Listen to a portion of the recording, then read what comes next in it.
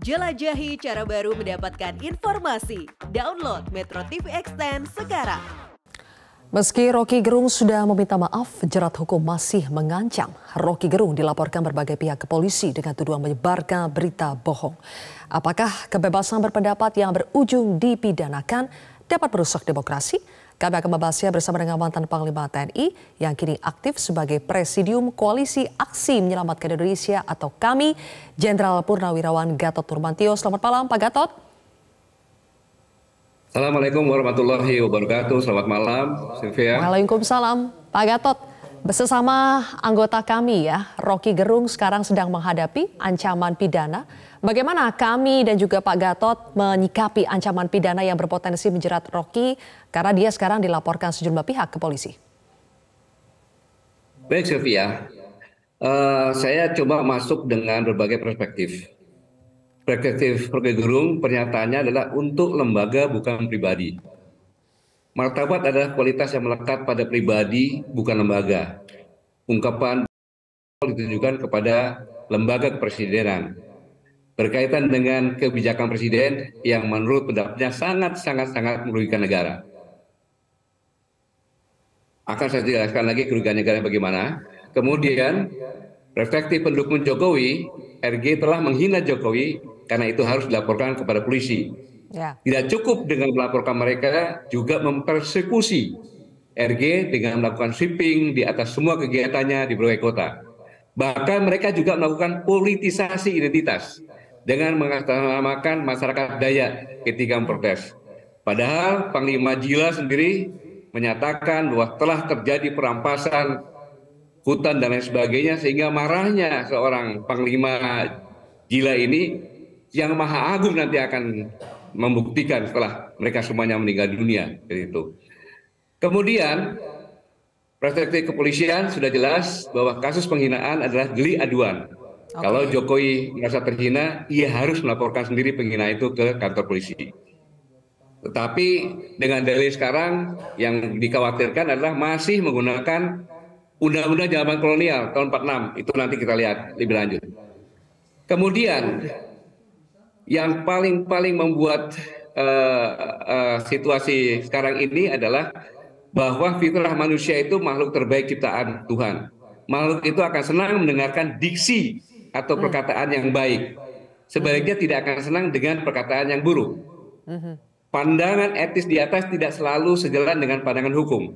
Jadi, Sylvia, secara hukum RG mungkin tidak bersalah, tetapi diksinya tidaklah etis.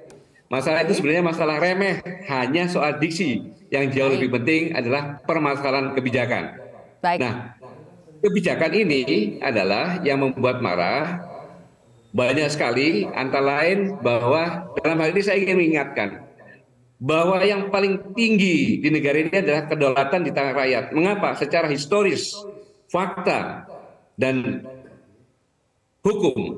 Ketika mungkin sebentar lagi kita mendengarkan Bung Karno mengatakan kami bangsa Indonesia, dengan ini menyatakan kemerdekaannya. Baik. Maka kedaulatan tertinggi di negeri ini adalah rakyat Indonesia atau bangsa Indonesia itu sendiri. Jadi kebebasan bicara itu sebagai tuan rakyat yang menugaskan kepada presiden dalam pembukaan Undang-Undang Panglima adalah membentuk pemerintahan untuk melindungi segenap bangsa, seluruh tumpah darah, dan mensejahterakan serta mencerdaskannya. Jadi perintah kepada seluruh rakyat itu kepada pemerintah. Ini tugas pokok yang diberikan oleh rakyat. Jadi kalau rakyat marah, rakyat memberikan pernyataan, itu hal yang biasa dalam demokrasi, kecuali memfitnah. Ya. Begitu, Sivi.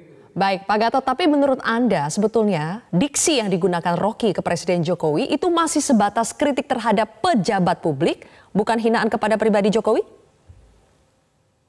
Bukan, itu kritis. Jadi begini, dalam alam demokrasi itu kita harus siap untuk menghadapi segala bentuk kritis sekasar apapun juga. Tetapi saya katakan bahwa orang berniat baik dengan diksi yang kasar tidak mencapai tujuan. Karena rakyat Indonesia tidak suka dengan itu. Gitu. Ya, oke. Jadi Pak Gatot sebetulnya sepakat ya, yang disebut Rocky itu mungkin adalah kritik, tapi pilihan diksinya itu yang kemudian dinilai tidak beretika dan itulah yang menimbulkan kegaduhan. Jadi sebaiknya harus bagaimana Pak Gatot? Menurut Anda apakah diksi yang dianggap kasar tersebut patut untuk dipersoalkan, harus ditindak di ranah pidana atau sebetulnya tidak perlu sampai ke situ? Ya kalau namanya diksi itu kan perkataan. Saya katakan kalau Rocky mengatakan Jokowi korupsi di BTS tidak bisa bukti, itu fitnah atau mempolitisasi identitas, entah etnis, entah daya, entah agama, itu bisa dipidanakan. Tapi kalau hanya berbicara dalam alam demokrasi itu kita harus siap menghadapi cercaan bahasa-bahasa rakyat dan lain sebagainya. Apalagi kalau kita lihat itu kalau di Jawa Tengah itu adalah kusir kereta yang dianukan sapi, itu namanya, itu istilahnya gitu. Itu sekedar bahasa saja. Tapi sebenarnya kalau diksi itu tidak bisa. Kalau fitnah baru. Oke, jadi yang disampaikan ke Rocky, oleh Rocky itu menurut Anda hanya sebagai pendapat ya, bukan fakta. Jadi bukan bahwa tuduhan Presiden Jokowi melakukan sesuatu tindak pidana, tapi lebih kepada pendapat Rocky Gerung atas Presiden Jokowi, atas kedudukan Presiden Jokowi sebagai pejabat publik.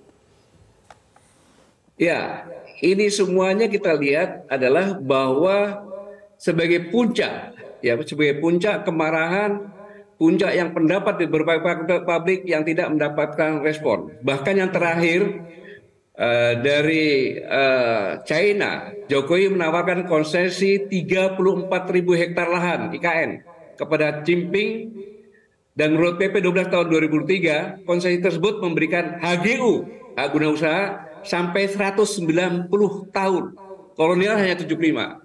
HGB, HP sampai 160 tahun bagi investor di ibu kota negara Nusantara. Bahkan Presiden Jokowi meminta Cina menyusun detail desain IKN.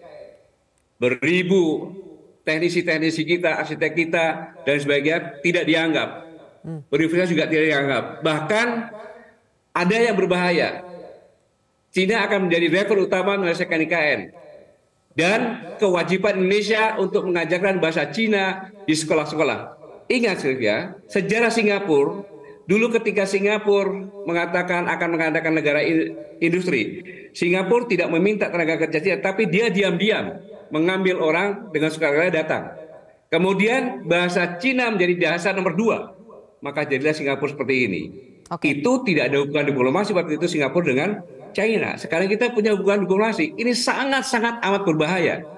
Kalau orang intelektualnya ngerti pasti marah. Hanya mungkin Rocky saja yang bisa marah dan tidak mengendalikan masalah dengan diksi yang seperti itu. Kemudian bahkan ada kerjasama membangun pusat penelitian dan pengembangan antara Indonesia dengan Cina. Penelitian itu adalah negara yang punya rahasia. Ini dibuka begitu saja. Belum lagi bentuk rumah sakit di kota-kota besar 30. Ini sangat-sangat merisaukan kita semuanya sebagai rakyat yang mengerti tentang ancaman bangsa, Silvi. Oke, baik. Pak Gatot, kita akan lanjutkan lagi perbincangan ini. Nanti di segmen berikutnya saya ingin minta tanggapan Anda atas pernyataan dari Kepala KSP yang juga mantan Panglima yang merespons ucapan Rocky Gerung. Tapi kita harus jeda terlebih dahulu, pemirsa. Kami akan kembali sesaat lagi.